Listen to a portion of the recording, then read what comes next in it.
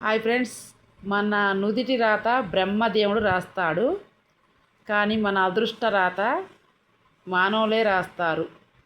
మన బంధువులు రాస్తారు, మన స్నేహితులు రాస్తారు. నుదిటి రాత అదృష్ట రేఖ రాయాలంటే మన బంధువులు అదృష్టం ఇస్తే మనకి అదృష్ట రేఖ వచ్చినట్టే కండి. మన చుట్టాలు అదృష్టం ఇస్తే అదృష్ట రేఖ వచ్చినట్టే కండి. మన ఫ్రెండ్స్ అదృష్టం ఇస్తే మనకు అదృష్ట రేఖ వచ్చినట్టే కండి.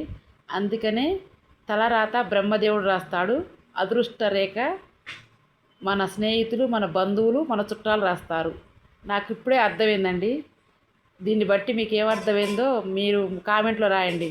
నాకు మాత్రం తలరాత బ్రహ్మదేవుడు రాస్తాడు, మంచిగా అదృష్ట రాత మన బంధువులు, చుట్టాలు, మన స్నేహితులు రాస్తారని ఇప్పుడు నాకు అర్థమైందండి.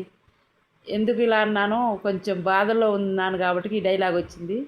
మీకు ఎవరికన్నా బాధ ఉంటే ఈ డైలాగులో కొంచెం పరమార్థం ఉంటుంది, ఎతకండి, మంచి కామెంట్ పెట్టండి ప్లీజ్ ఫ్రెండ్స్. Thank you.